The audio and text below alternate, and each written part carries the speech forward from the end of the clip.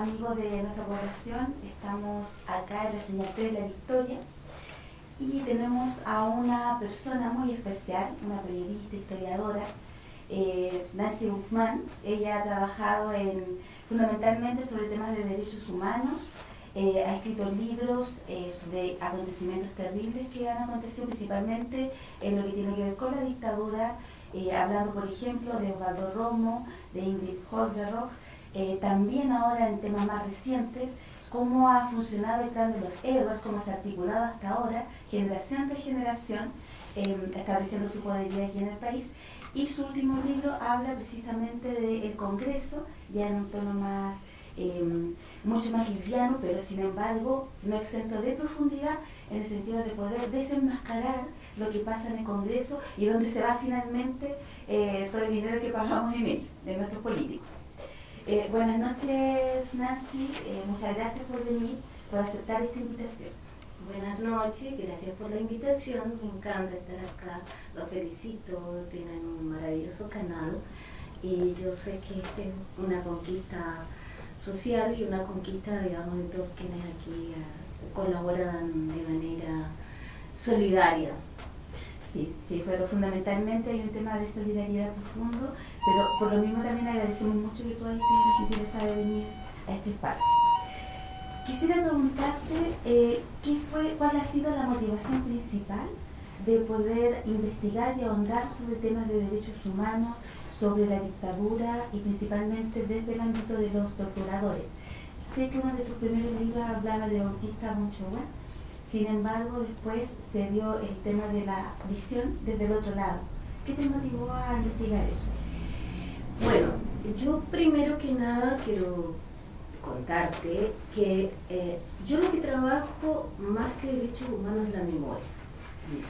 Eso que la gente habla mucho, hoy día se conoce, habla mucho sobre la memoria, que es la parte de la historia donde concurre el testigo de la historia. ¿Por qué escribo y hablo de una memoria que a veces es confusa y difusa en el país? Es porque con el paso del tiempo se ha ido como deshaciendo esto que fue la imagen de una dictadura y los efectos que esa dictadura tuvo y tiene hasta el día de hoy y va a tener hacia el futuro. Porque la memoria es eso.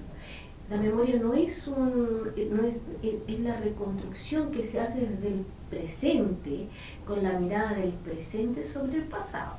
Claro. Y donde en ese pasado tenemos, a diferencia de la historia siempre se nutre de documentos, pero la memoria se nutre del testigo. Y eso fue descubierto por Walter Benjamin, que vivió la Primera Guerra Mundial, vivió la República de Weimar en Alemania, la crisis que hay después de la Primera Guerra Mundial, el crecimiento y el desarrollo de una izquierda fuerte en Alemania, y luego vive la Segunda Guerra Mundial. Entonces uno se da cuenta que entre la Primera Guerra Mundial y los hechos que estaban ocurriendo había un testigo. No como antes la historia que se contaba a muy largo plazo y se perdía ese personaje que había participado. Que quizás tiene que ver también con tomar en cuenta la subjetividad o la emoción de las personas que viven eso. Obvio. Porque se tomaba en cuenta la historia y por eso porque se buscaba la mirada distanciada en el fondo. Es que más allá de eso, la historia tenía un profundo carácter ideológico. Claro. Porque los historiadores eran siempre personas cultas, pertenecientes a una aristocracia, a una burguesía intelectualizada, y el que construye memoria no necesita, o sea, cualquier vecino, cualquier poblador puede hoy día construir su memoria, tiene los materiales a su alcance, tiene una grabadora que no es de muy alto costo, tiene un computador que le puede ayudar, puede tener una camarita con la cual grabarse y construir su propia historia. O sea, hoy día capturar los hechos de la historia resulta bastante interesante porque cualquiera puede ser hoy día protagonista de lo que va a ser finalmente la historia. Sí, pero sin embargo hay una validación también. Hay cierta historia que es la que se valida e incluso a nivel de lo que se enseña. Es como nosotros enseñamos cierta historia, ciertos hechos y que incluso todavía son controversiales. A la hora, por ejemplo, los profesores de historia, a la hora de enseñar, usamos dictadura, usamos pronunciamiento, usamos dictadura cívico-militar, que es un término nuevo, porque antes era dictadura militar, sin embargo ahora es necesario hacer la precisión de que hubo personas que están pasando silenciosamente por el lado y que siguen además ostentando cuotas de poder. Claro, pero eso, tía, justamente ese es el proceso de la memoria, porque la memoria es un proceso dinámico. No, o sea, tú dices al principio se hablaba del régimen, luego se habló de dictadura. Hoy día ya la dictadura tiene apellido, ¿cierto? Porque se ha ido construyendo y se han ido ampliando los espacios de verdad. Y por lo tanto ya es una dictadura cívico-militar. Es un proceso. O sea, la memoria nunca termina de construirse.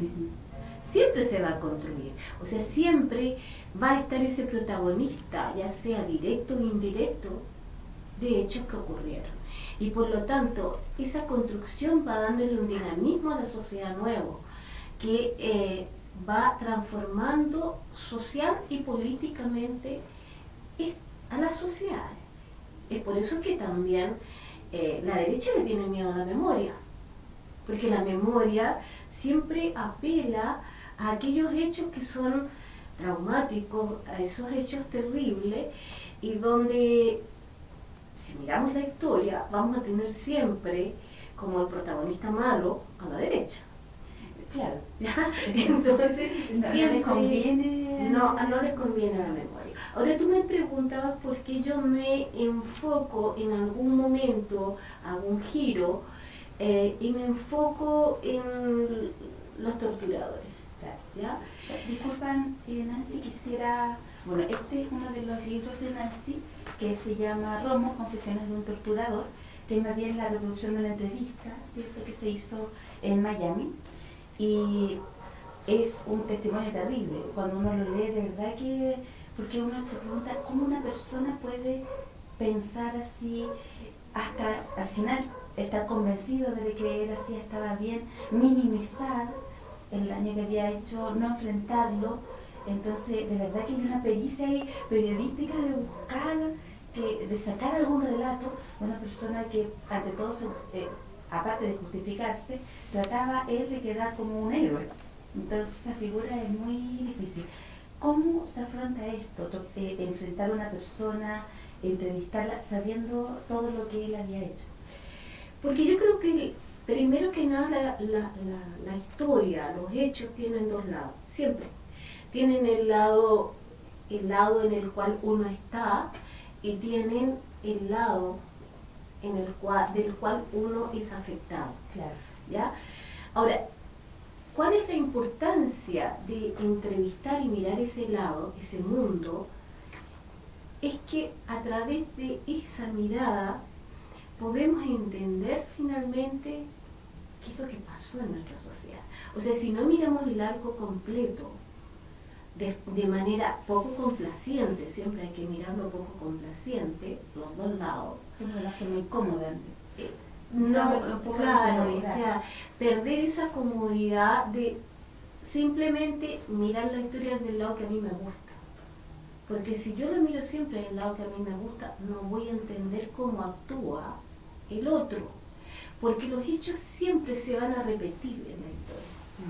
O sea, la historia nunca se repite, lo que se repite son los hechos. Y por lo tanto, cuando se repiten los hechos, ¿qué es lo que se repite? Se repiten las masacres, se repiten la violencia, se repite eso que desconocemos y no queremos mirar porque siempre miramos del lado de lo que llamamos víctima. Y hay un poco ahí un mito que de Chile como un país democrático, respetuoso de las instituciones, hasta 1973. Y sin embargo no olvidamos que hubo una masacre de Escuela Santa María de Iquique, Ranquil, Puerto Montt, incluso acá mismo en La Victoria, la represión que se dio cuando nuestros abuelos, las personas que llegaron acá a instalarse, trataron de tener un pedazo de tierra y que no había soluciones en torno a la vivienda. Se nos olvida un poco eso. Tenemos como el mito de que fuimos una taza de leche y si nos vamos mucho más atrás, van a nacer incluso una guerra civil. Entonces, por eso es bueno también el ejercicio de la memoria, porque permite que esa taza de leche se va un poco a la mesía. Sí.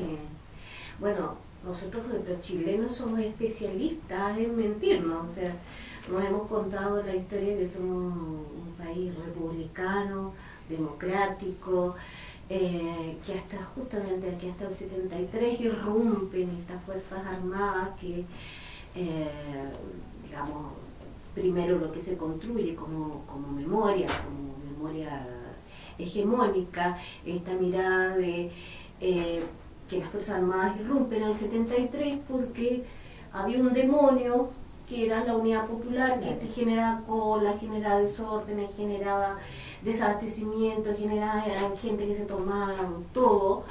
Frente a ese demonio viene otro demonio que lo sofoca y entonces golpea a ese demonio con toda la fuerza porque no es capaz de controlar esa fuerza. Y por lo tanto se ha construido esta historia magnífica de que de ahí para atrás era siempre un país de demócrata. Claro. Y resulta que tenemos periodos anarquistas, ya, que se llamaba anarquía a los golpes de estados permanentes, o sea, se ponía un gobierno, se sacaba otro, venía el otro y sacaba el otro. Tenemos periodos de anarquía que duran hasta los años 40, en forma escalonada. Tenemos, bueno, los Carreras nomás fueron dictadores, ¿ya? Después vino O'Higgins, que fue otro dictador. Entonces, hemos tenido dictadores en la historia, y dictadores feroces, guerras civiles, hemos tenido un parlamento que ha funcionado de manera irregular,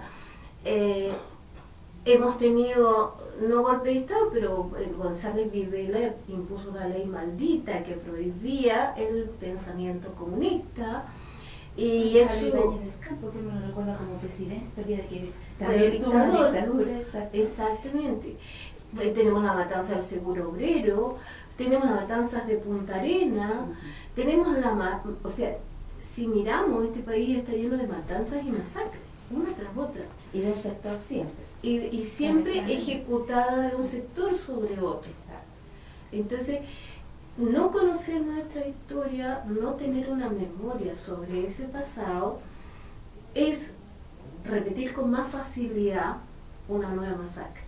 Y por lo tanto nosotros tenemos que saber cómo se inician las masacres, tenemos que saber cómo se generan estos personajes perversos, qué ideas tienen en la cabeza, cómo ellos finalmente construyen una ideología muy perversa que hace que estos sujetos desaten todas sus bajezas sobre otros seres humanos. ¿Usted compararía, tú compararías esto como con el caso de Ingrid Holderrock, que es el otro libro que Nancy hizo, que corresponde a la historia de una mujer en este caso, y que en ese caso es doblemente perverso porque uno siente que desde la mirada femenina no se espera que una mujer sea capaz de hacer este tipo de cosas a ese nivel. También estamos hablando de una persona con una mente muy desviada y que se dieron esas condiciones. ¿Cuál sería la diferencia entre ambos? Porque tú investigaste a ambos. Bueno, Romo es un sujeto que viene de una clase popular, ¿ya? Romo es un delincuente antes de ser militante de un partido de izquierda que surge el Partido Socialista, la USOPO. Era un hombre que no tenía educación, hijo proletario, Y era además de tener ese origen, era un personaje de estructura mental limítrofe. O sea, ¿qué se llama limítrofe? A esas personas que están en los bordes de las deficiencias intelectuales o de las patologías más graves de la psiquiatría. Él tenía los dos era el borde por los dos lados, porque tenía una inteligencia bastante menor, limitada, y además era un border en términos de la psicopatía, limitaba, o sea, era un personaje que era capaz de reconocer el bien y el mal, por lo tanto era imputable, pero tenía un gusto por la violencia exagerado, por el abuso exagerado, y eso se lo desató. La misoginia también, creo que obvio, claro. Él era un abusador, ¿ya? Era un abusador en todo el espectro de lo que es el abuso. Claro. Y por lo tanto no tenía límite, era un desbordado.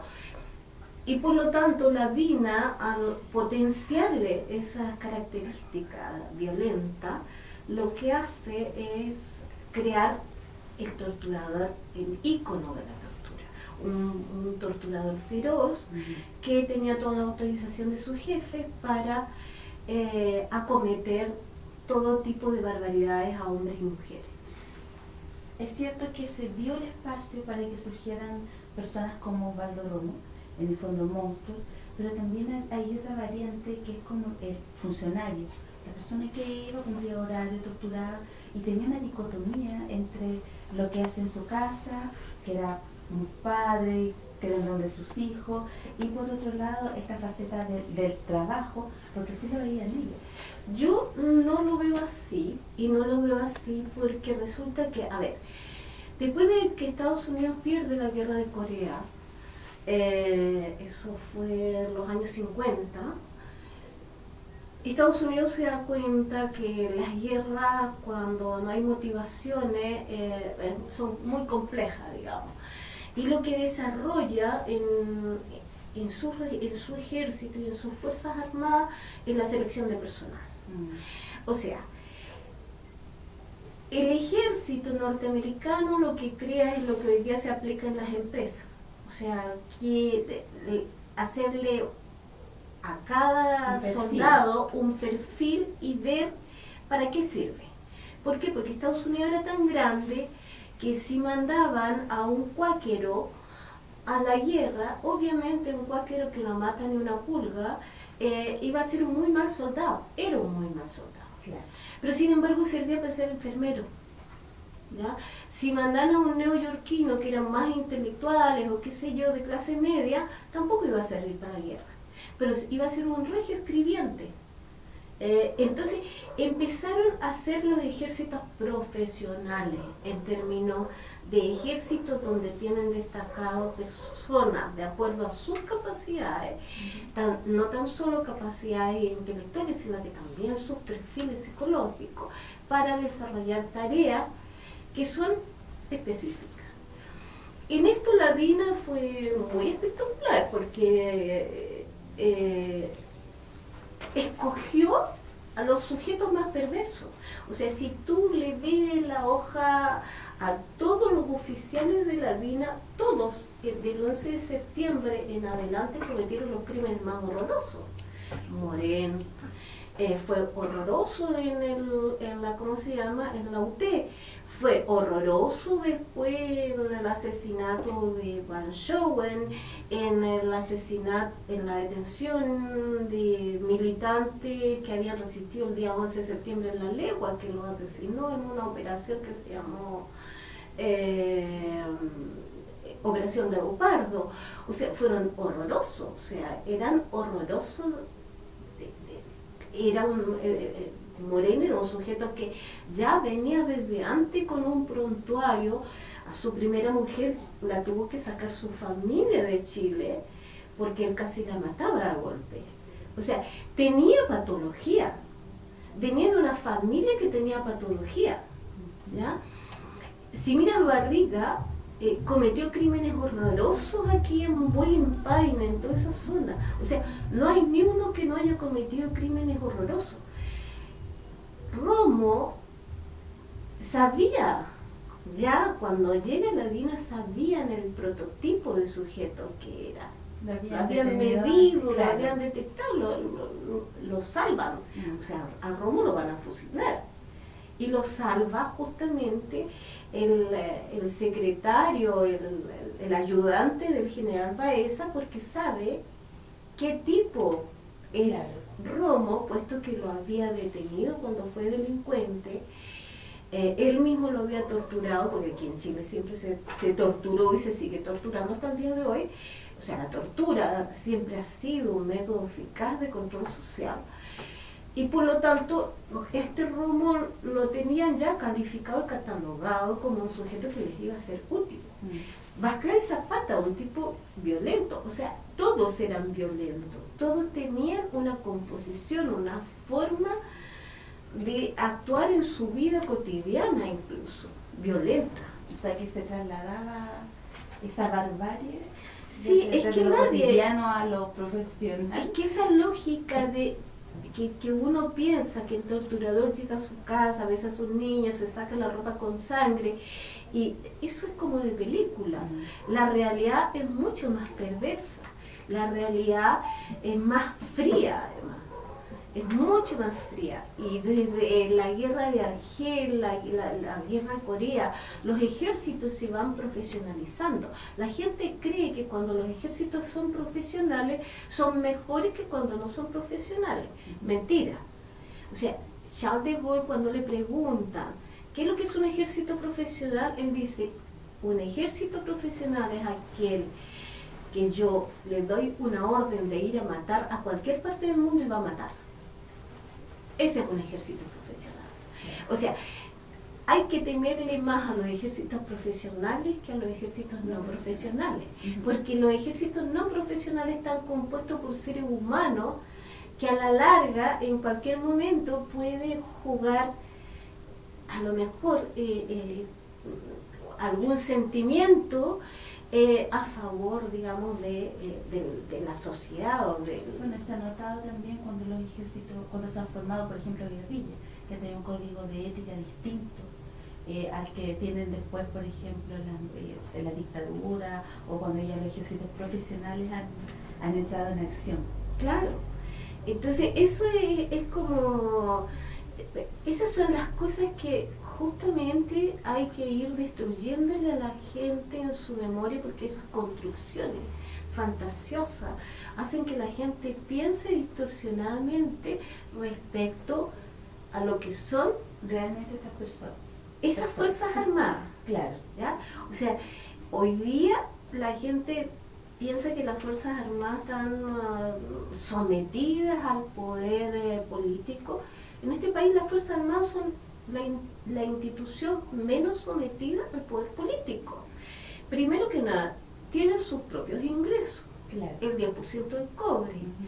O sea, eso significa que tienen más plata que Sename, por ejemplo, tienen más plata que la educación, tienen Exacto. más plata que la salud, tienen plata que, si esa plata llegara, a lo mejor podríamos tener jubilaciones decentes y se traspasaran la plata que están en la AFP al Estado, y la administrar el Estado, todo el mundo tendría pensiones. Que ellos tienen, por cierto, porque tampoco tienen un régimen. Tienen un régimen diferente, claro, de pensiones. Exacto. O sea, que no la tiene nadie más en este país. Tiene un régimen diferente de salud. Tienen hospitales, los mejores hospitales de este país los tienen pagados con el sueldo de todos los chilenos. Tienen, además de esos centros vacacionales, son dueños de universidades, ¿ya? Y ¿cómo se llama? Y tienen además poblaciones propias, poblaciones para oficiales elegantes en La Reina, poblaciones para suboficiales, zonas más claro, proletarias, sí, pero privadas, ¿ya? Pero mejores que las que puede tener cualquier persona, cualquier ciudadano. Entonces, hoy día las Fuerzas Armadas en este país son una institución independiente del poder político. O sea, o si no, ¿cómo es entendible, y es lo que la gente a veces no comprende, que ocurran estos milicos gay y se descubran después que todos son millonarios y se descubren por alguien que gasta en el casino mucha plata? Claro. Es porque no tienen, Contraloría no los maneja, o sea, Contraloría no controla el gasto de las Fuerzas Armadas. ¿Ya? Entonces, ¿qué es lo que es hoy día el ejército en este país? ¿A quién defiende? Claro, o sea, es una situación de privilegio que...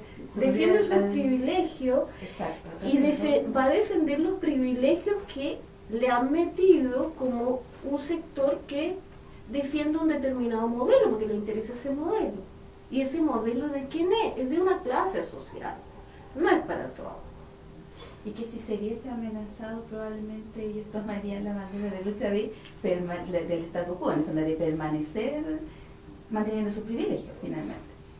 Mantenerlo porque son los mismos privilegios que tienen otros sectores, entonces se sienten más identificados con una clase social que es la clase alta, la clase rica de este país, los dueños de todo el país, porque hoy día son dueños de todo. Se sienten más identificados con ellos, porque siempre no han estado identificados con esa clase, además. Es con la clase con la cual hacen cócteles, con la clase que hace aviación y aprende a pilotear aviones con oficiales. Que sus hijos van a los mismos colegios o a las universidades, entonces el rostro social y aunque no vayan, vayan, o sea, siempre van a ser la mano de obra barata del crimen de este país, de una clase social. Con relación a INTI, ¿cierto? Hay una diferencia ahí, porque ellos se forman en el ejército previamente antes de... Carabineros. Claro, perdón, con Carabineros antes de Osvaldo Romo, a diferencia de Osvaldo Romo. Ahora, a diferencia de Osvaldo Romo, ella viene de una familia que le da educación. Ella es hija de alemanes migrantes, ella recibe una buena educación, de hecho estudia música, su otra hermana estudia ballet y en fin, o sea, tiene profesores en la casa.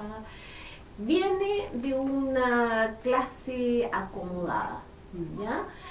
Una clase media acomodada. Y por lo tanto ha tenido más posibilidades en la vida que ser un delincuente y un matón, que era Osvaldo Romo.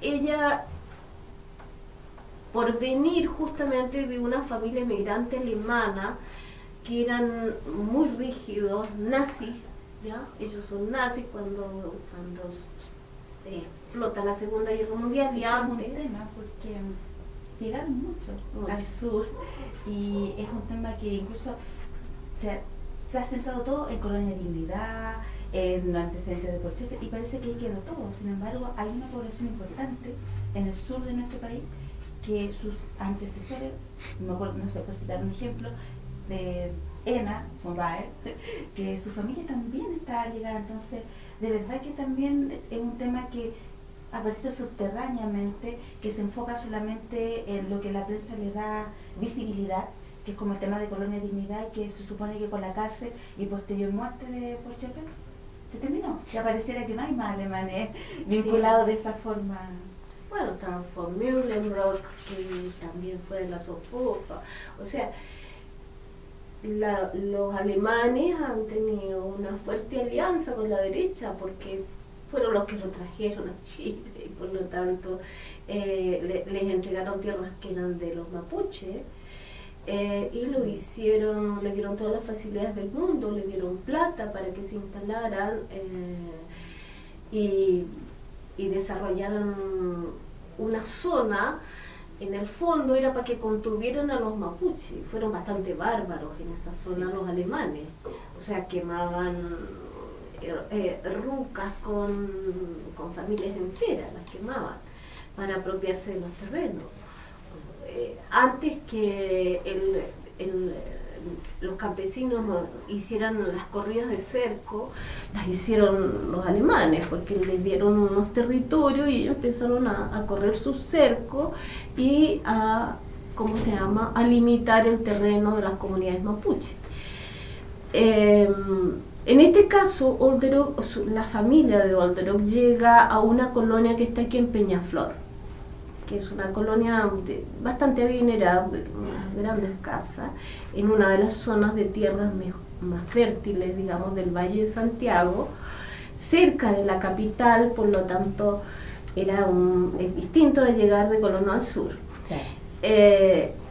Y bueno, ella es formada dentro de esta familia con esa rigidez y esas concepciones nazi, y sueña con ser militar. Logra entrar a la escuela militar en los 60, cuando se abre la escuela de carabineros para mujeres. Que en ese entonces no tenía ningún perfil represivo el cuerpo de carabineros, sino que, o sea, de carabineras, sino que era para un programa que se llamaba Niño y Patria, donde acogían a niños de la calle o a niños de situación irregular, y para otro que era como una especie de relación pública, que era carabineras de tránsito en zonas, en algunas partes específicas, que aparecían muy buenas mozas, incluso en esa época se exaltó mucho esa belleza de la mujer chilena a través de la carabinera. Bueno, ella no tenía ningún interés en ser una mujer bella, sino que ella tenía interés en lo militar. A ella le gustaba la violencia. Ella se especializó era un comando, ella en sí era un comando. Era una paracaidista de excelencia, una tiradora experta, era experta en montar a caballo, era experta entrenadora de perros. Ya, eso es el dato más terrible de esta mujer por el desarrollo que tiene en esa capacidad de amaestrar animales, perros fundamentalmente. Sí, bueno, ella es llamada por Contreras, es seleccionada justamente por eso, porque era conocida en Carabineros de Chile por ser una mujer que tenía esas especiales cualidades, digamos, dentro del mundo femenino, que era bastante tradicional en esos entornos militares, para que forme la Escuela Femenina de la DINA. Ella va a formar a sus chicas, como le llamaba, en las artes de la tortura, del seguimiento, de las operaciones de inteligencia, todo lo que tuviera que ver con la represión y las acciones antisubversivas.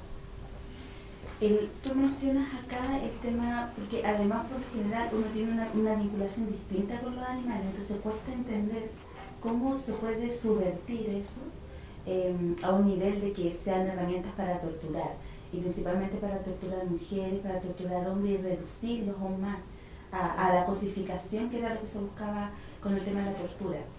Y además el compromiso de ella, porque era un compromiso profundo, ideológico, y que hace que ella forme también mujeres bajo ese mismo prisma, en el fondo.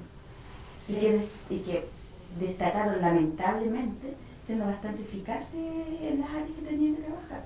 Efectivamente, curiosamente fueron incluso en muchos casos más perversas que los hombres. O sea, porque hoy día se habla del acoso masculino, que está en primera plana de todos los diarios y la televisión y la calle, pero ahí había mujeres que eran acosadoras de los detenidos, y les encantaba hacer torturas sexuales a los detenidos, era su placer, ¿ya? Y las dejaban porque era una humillación. O sea, en el fondo el abuso sexual a hombres y mujeres no tiene esa connotación erótica, no tiene esa connotación sexual que uno puede encontrar en una calle un tipo que te cosifica gritándote algo o tocando. Claro. No, tenía el efecto de la humillación. O sea, el efecto de la dominación, el sentir que el cuerpo, pierdes el control sobre tu cuerpo, y más allá que te guste o no te guste, tu cuerpo es objeto de uso y abuso de estos personajes que están ahí intentando socavar y minar a un grupo humano que tiene un determinado pensamiento político. Sí, además es como terminar no tan solo con lo que piensa, sino también reducir su propia condición de ser humano. Por eso la tortura es tan terrible. Y uno piensa que recién, no sé, hace poco hablamos del informe Vales, que hemos tenido acceso a leer esos testimonios, pero que no se le da la visibilidad que corresponde. De verdad estremece en esos casos, porque uno piensa que hay una vulneración que se vuelve a hacer una y otra vez, en la medida que no se reconoce, en la medida que aparecen personas diciendo, diputadas, diciendo que inventan estas cosas, que es para cobrar la pensión. Entonces, de verdad que es terrible no dimensionar el sufrimiento, porque además era algo sistemático, no era algo que se producía en un momento, sino que se daba a través de semanas, meses de indefensión total, porque no había cómo defenderlo, poner un recurso de amparo, que un juez obviamente no iba a tomar en cuenta. Entonces era una situación bastante terrible y se nos olvida un poco eso también, a nosotros como sociedad, como personas. Lo vemos muy lejano. Eso es lo terrible, digamos, que aquí se han olvidado demasiadas cosas. O sea, el país tiende a olvidar, la memoria pasa a ser fragmento y muy, además la gente solamente ve o lee cosas que son de repente caen en un poco del morbo sin entender lo que hay de fondo en la tortura. La tortura en el fondo está hecha en este caso se hizo para exterminar a un sector político y social y etario también, ¿no? Por lo que muchos consideran que lo que ocurrió en Argentina y lo que ocurrió de México hacia abajo entre los años 70 y 80 fue un genocidio. Claro. O sea, aquí ocurrió genocidio. Hubo primero que nada se eliminaron categorías de personas, se dañó a un sector de la sociedad, mientras que el otro se fortaleció. Se cometieron todo tipo de barbaries en función de ese sometimiento de un sector de la sociedad y el fortalecimiento del otro. Y por lo tanto, o sea, en América Latina entre los 70 y los 80 hubo más de 500.000 detenidos desaparecidos. ¿Ya? Sí, es una herida profunda y a nivel continental. Y además es una herida que va a marcar las políticas subsiguientes, o sea, que van a seguir. ¿Por qué? Porque quienes fueron afectados, no estoy diciendo solamente la gente que vivió la tortura en directo, sino que hay que recordar que a las poblaciones se les sacaba en la noche, a los pobladores se les sacaba en la noche, se les apuntaba con fusil, se les desnudaba en canchas, en lugares, y se les mantenía durante las noches frías de invierno en esas condiciones, a golpes y sin saber que lo que iba a pasar, si de nuevo iban a haber fusilamiento en esa situación o muerte. Entonces esas son acciones masivas, represalias masivas, son torturas masivas que no se consideraron en las Vales, no se consideraron en ninguna parte. Claro, y eso los finalmente costos, habla de una sociedad que está dañada. Los costos para ese sector son enormes porque eso tiene un efecto de incapacitarte para una vida que es tremendamente, este sistema es expoliador de la vida y por lo tanto es tremendamente duro. No tiene, a toda esa gente se le eliminaron esas capacidades de imponerse dentro de su sociedad porque se les condicionó a la, ¿cómo se llama? A la violencia anticipada. O sea, antes que venga el golpe, la gente, antes que venga el grito, antes que venga cualquier cosa, la gente es capaz de someterse. Hoy día la gente es capaz de someterse. Sí, y es muy, pasa mucho, por ejemplo, que de repente, me tocó, ayer estaba en la Universidad de Chile, en la Facultad de Ciencias Sociales, y de repente aparece un helicóptero, porque habían salido capuchas a manifestarse por este tema de las tomas feministas.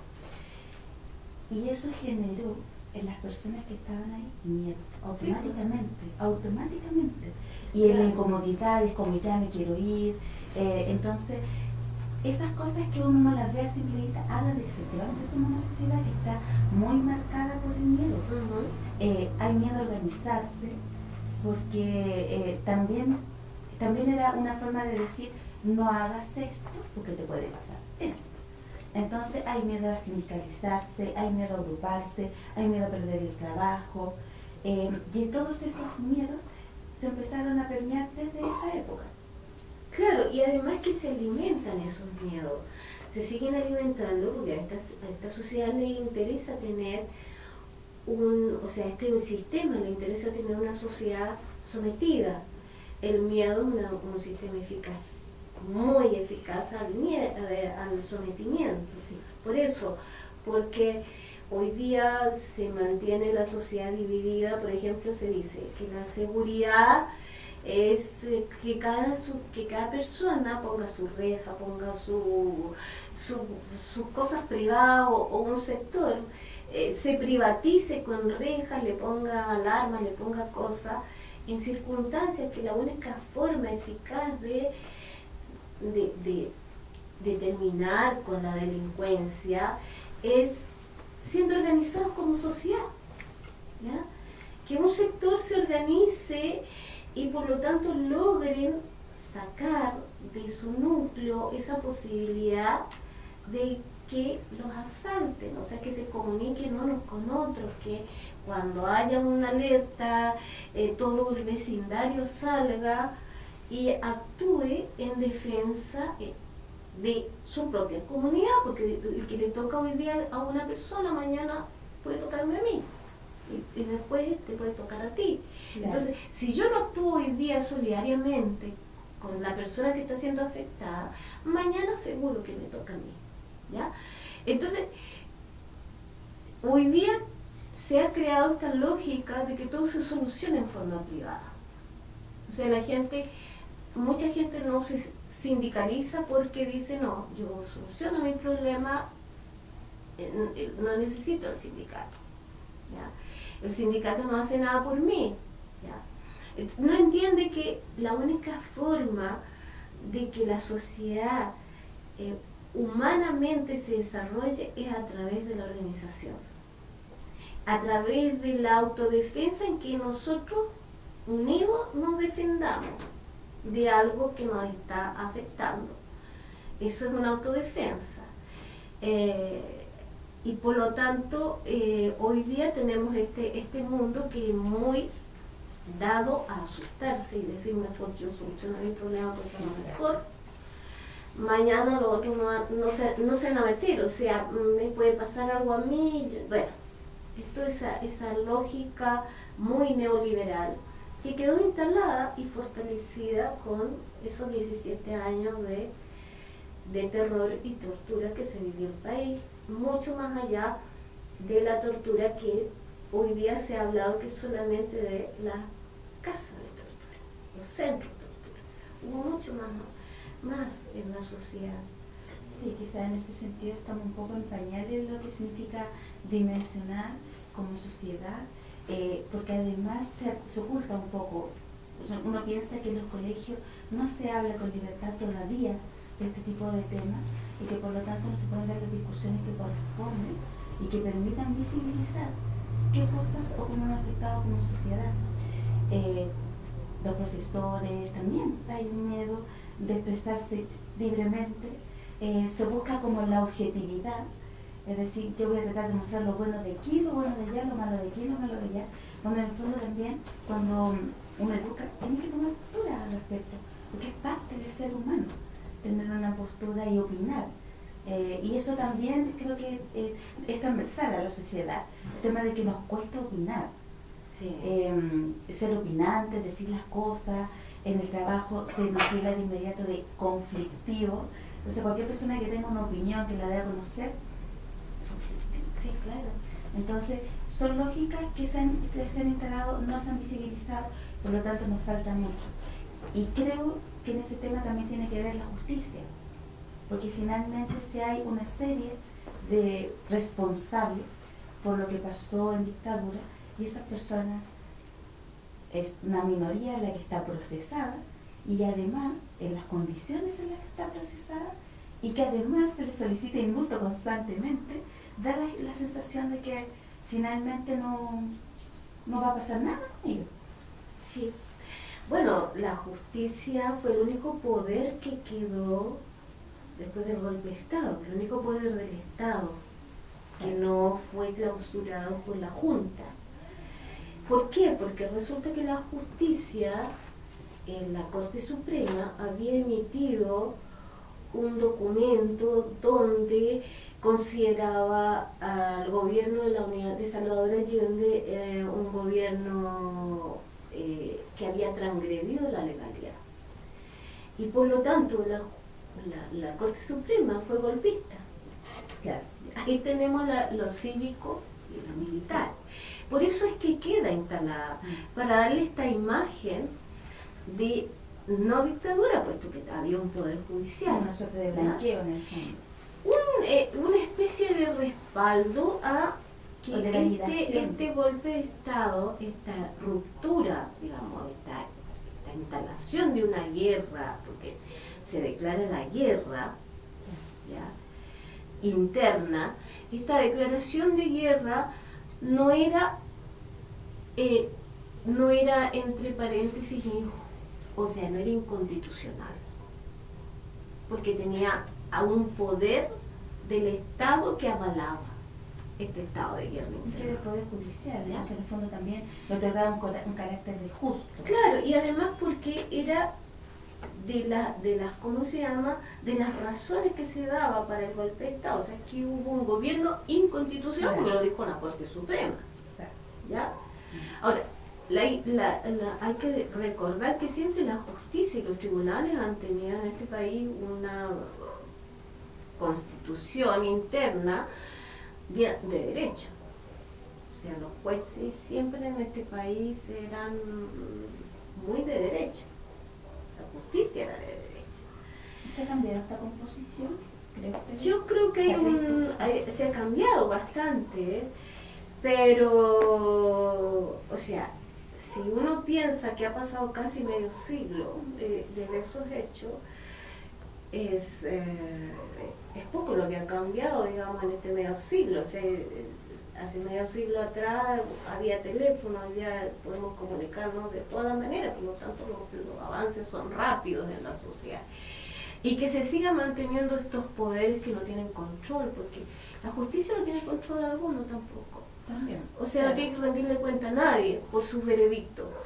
O sea, de vez en cuando se declara que algún ministro puede ser, ¿cómo se llama?, es suspendido y se le puede acusar a la Cámara de Diputados y pueden, digamos, declararnos que no tienen vigencia sus actuaciones. Pero eso es de vez en cuando. Creo que en la transición hubo 2 ministros que fueron acusados. Uno fue que Correa Bulo y el otro fue, no me acuerdo en este momento, pero fueron 2. El otro era bastante de derecha. Pero la justicia es cómplice de los crímenes, porque ella tuvo en sus manos los recursos de amparo. El recurso de amparo es una facultad que tiene el juez de declarar que cualquier institución del Estado, cualquier institución civil, ponga ante él a la persona a la cual se recurre de amparo, ¿ya? O sea, que lo lleve en presencia y en cuerpo y que el juez lo vea como está. Claro, y que dé fe de que está en buenas condiciones. Que está vivo, Exacto. que está en buenas condiciones, que no ha sido golpeado, que no ha sido torturado. O sea, eso es el recurso de amparo. Y la Corte, todas las Cortes y todos los jueces de este país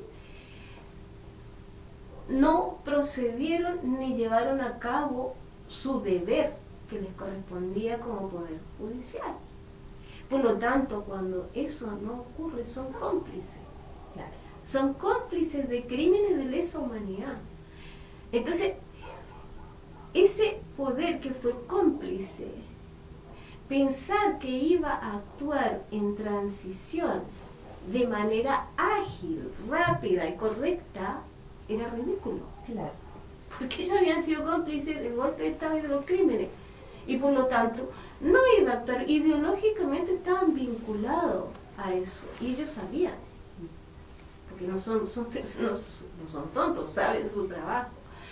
Entonces, claro, hoy día tenemos que la mayor parte de los juicios tienen condena después de 35, de 40 años de ocurridos los hechos.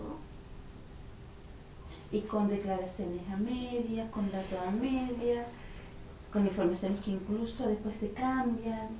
O sea, de verdad, y lo que es peor, muchas de las familias, madres, hermanos, esposas, están muriendo.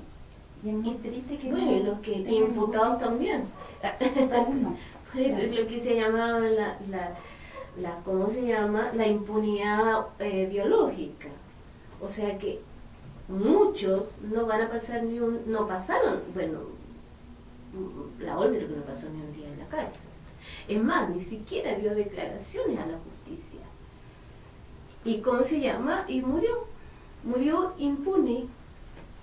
Claro, es como ahora Lucía Pinochet, es como que una especie que hay un juicio porque ella sigue viva y ella se convierte en un machista en el fondo.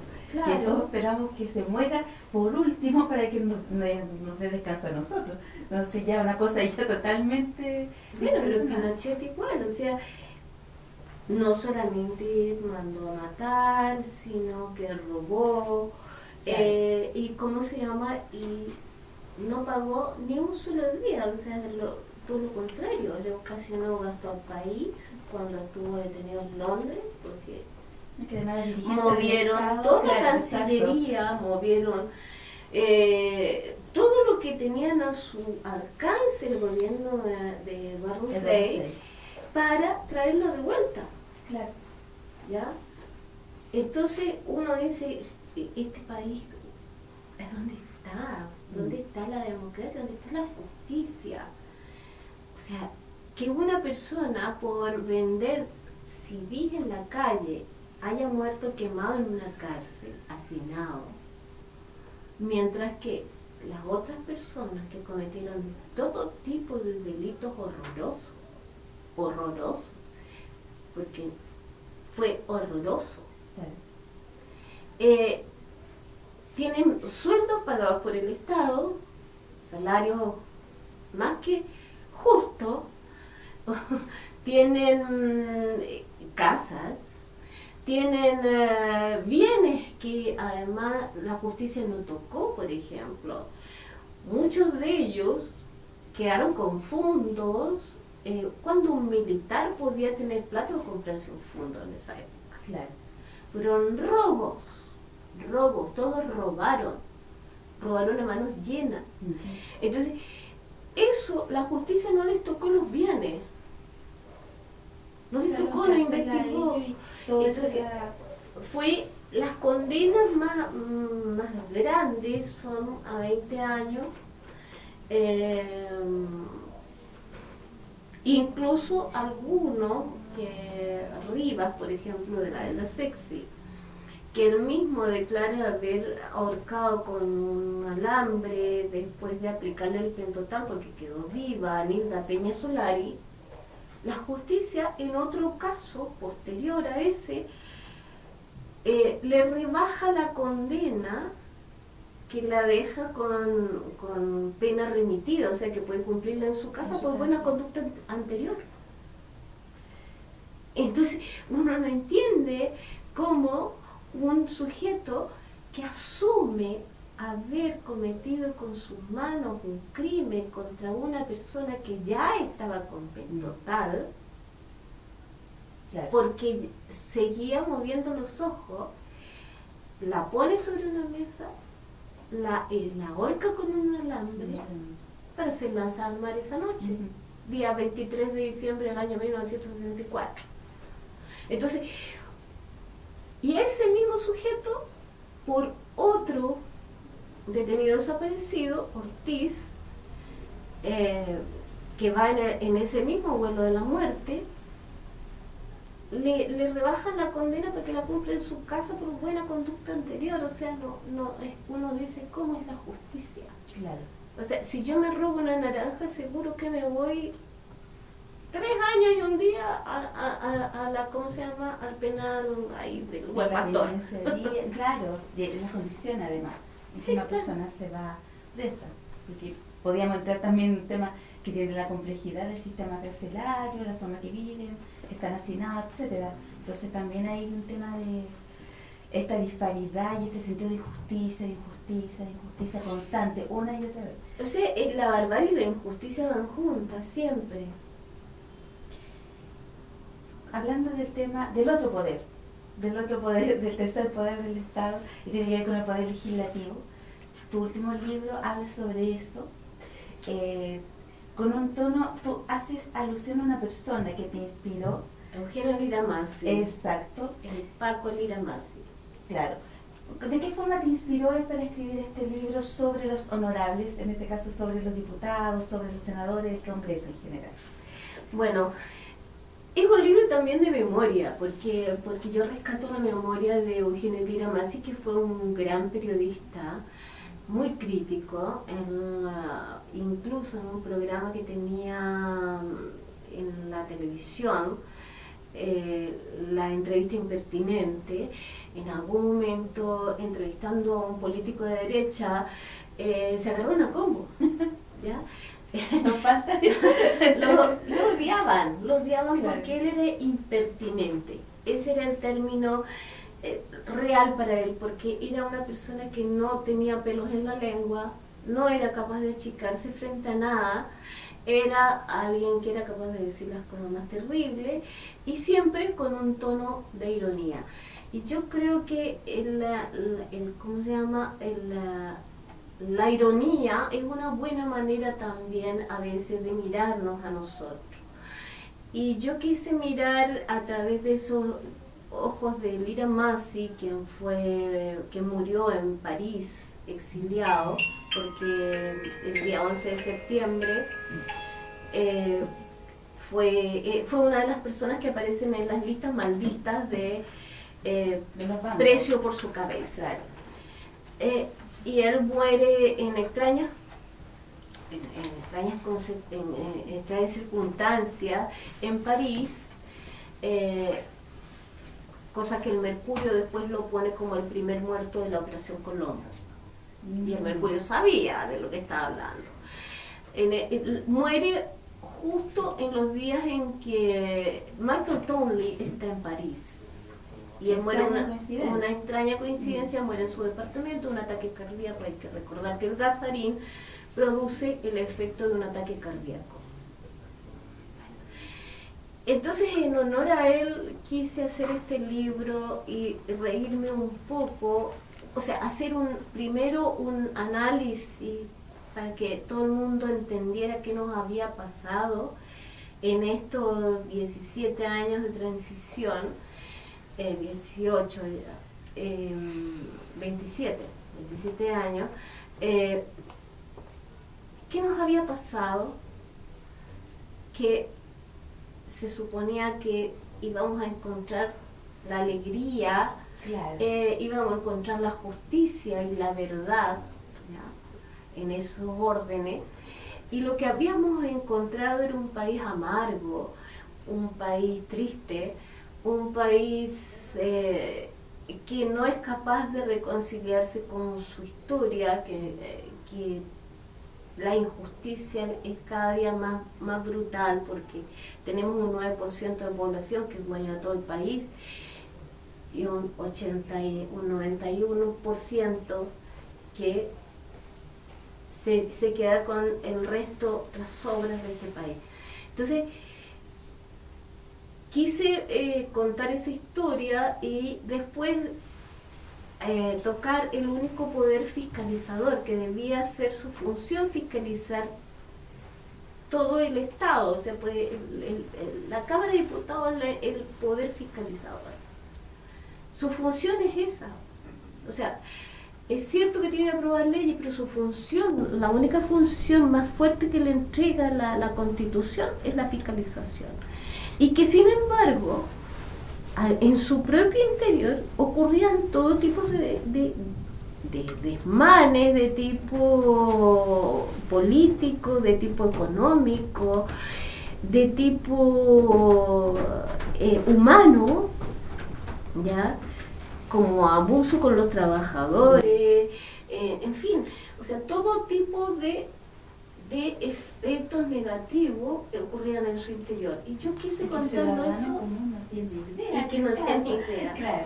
Y quise contar eso en una forma que la gente se acercase a la política, porque este país necesita que la gente, el ciudadano, se acerque a la política, claro, entienda la política, participe en política, no se arranque de la política. Y que no la reduzca en el fondo, porque a veces también la reducimos a cierto espacio.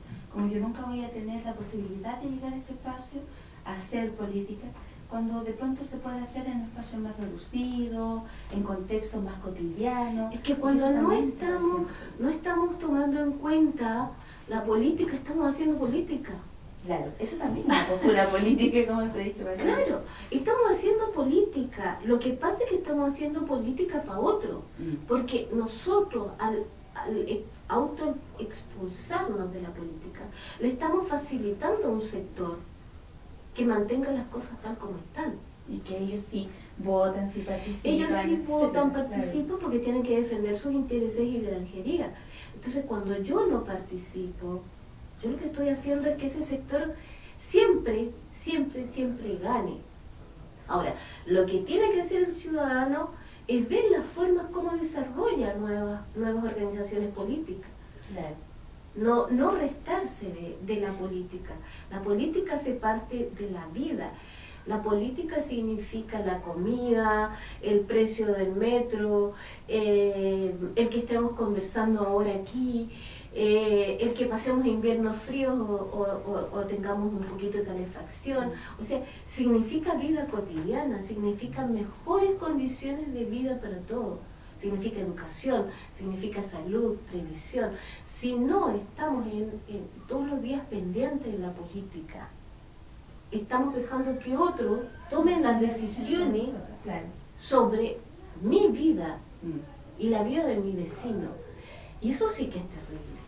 Nancy, tú hablabas en una entrevista que quieres hacer una segunda parte porque siempre giraron muchos detalles, muchas anécdotas fuera del libro por un tema de edición, de espacio, etc. Pero ¿cuáles son tus proyectos, tus próximos proyectos? Mira, estoy en un proyecto, siempre tengo 20.000 proyectos. Estoy en un proyecto de un libro sobre la pesca como parte del sistema extractivista. O sea, cómo se han ido construyendo las leyes en torno a un recurso natural como la pesca en función de un modelo de desarrollo. Claro. El extractivismo es un modelo de desarrollo donde se actúa sobre los recursos naturales para depredarlos con el fin de exportarlo, o sea, no es para consumo interno, sino que es para exportarlo en un corto tiempo. O sea, donde las ganancias sean rápidas y por lo tanto los recursos en un poco tiempo se terminan. Ese es el extractivismo. La pesca ha sido los mares de Chile han sido una de las víctimas de este sistema. Y esta víctima, que es el mar chileno y la soberanía alimentaria, o sea, esa necesaria capacidad del país de alimentar a su población bien, no con McDonald's, ¿ya? O no con papas papas como fritas. elige vivir sano, pero con el precio de la palta ya de verdad, como que no podemos vivir sanos con el Claro. tema monetario. Fíjate que el año 1972 Chile era uno de los países que más pescado comía per cápita en América Latina y uno de los que más comía, como el quinto en el mundo. Primero era Japón. Tomando en cuenta todo Estamos lo que- hablando del año 72. Sí, tomando en cuenta Hoy los día beneficios que tiene el pescado. somos creo que tenemos con un 5% de nuestra alimentación, o sea, los productos de mar son un 5% per cápita en este país. O sea, Teniendo tanto mar, tantos recursos. teniendo mar, pero hoy día ya no tenemos recursos. Claro. O sea, está exterminado el jurel, está exterminado la merluza, está exterminada varios tipos de merluza, porque no hay una sola merluza. Ahí está la merluza corriente, está la merluza de cola no sé cuánto, hay varios tipos de merluza, hay como 2 tipos de jurel creo también. Está exterminada la sierra, está exterminado, o sea, hay 20 especies que están en proceso de exterminio. Teniendo este mar es el más rico del mundo. Chile tiene la franja de mar más rica del mundo porque tiene la corriente de Humboldt, que es una de las corrientes que más biomasa tiene en el mundo. Y sin embargo, tenemos una población que come basura, porque el pescado es carísimo. Claro. Pero sin embargo, nosotros alimentamos de pescado a Japón, a Estados Unidos, al resto del mundo. Y alimentamos con harina de pescado porque hagan el pellet de los perros en Estados Unidos, en Europa. Y mandamos el aceite omega 3 para que nos manden desde Estados Unidos o desde Europa capsulitas que después Las compramos. botellitas que vi que valen súper caro para los niños, sí. Sí. Entonces, el libro sobre la pesca, cómo ha sido este proceso de crear a través del tiempo una ley, porque todo el mundo culpa a Longueira, habla de la ley Longueira, pero es un constructo, una construcción que se va haciendo desde el año 1989, o sea, la dictadura deja la primera ley, que después la ratifica Elwin y le agrega un poquito más. Luego viene Frey, que no puede hacer mucho porque tiene a una organización de pescadores muy fuerte, la CONAPACH, que quema botes y sale a la calle para que no se convierta la ley en una ley extractivista que le entregue el mar a unas pocas familias y no termine con la pesca artesanal. Logra detener el proceso de neoliberalización o de modelo extractivista. Pero después viene el lago, que cumple el regio un papel. Todo un estadista, como dice. Un estadista, porque él lo primero que hace es dividir a la organización de pescadores, con pequeñas prebendas para uno y a los otros, digamos, mantenerlo en stand-by. Entonces genera una fractura y un debilitamiento del movimiento pesquero. Y impone lo que se llama las cuotas de transferencia individual, las CIT, ¿ya? Que es la forma de privatización del mar, porque se le entregan a personas, a propietarios, a ti te entregan cuotas de peces que tú puedes transferirlos como cualquier bien. O sea, es como decir, yo tengo, no sé, 1000 toneladas de jurel, Ya. 1000 toneladas de jurel al año, supongo, no sé cuántas serán, pero bueno, tantas cuotas de jurel al año, las puedo comprar, las puedo vender, las puedo transar, las puedo heredar. O sea, incluso puedo heredar porque esas cuotas se entregan a 10 años, que la entregó Lago, porque es una ley corta. Después Longueira lo que hace, que es lo más grave que hace, que es ponerla a 20 años y extensible, ¿ya?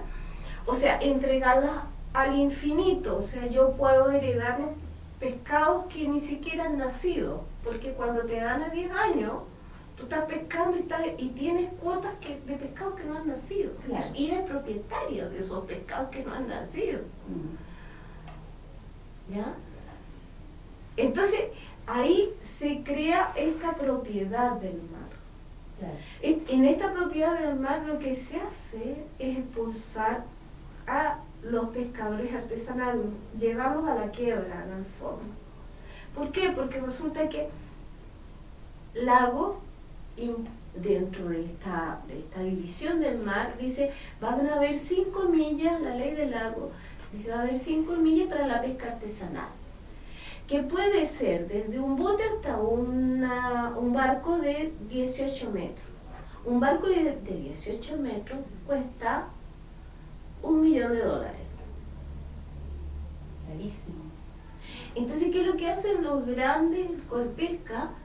Financian, te financian a ti para que compres barcos, para que pesquen en las millas de pesca artesanal.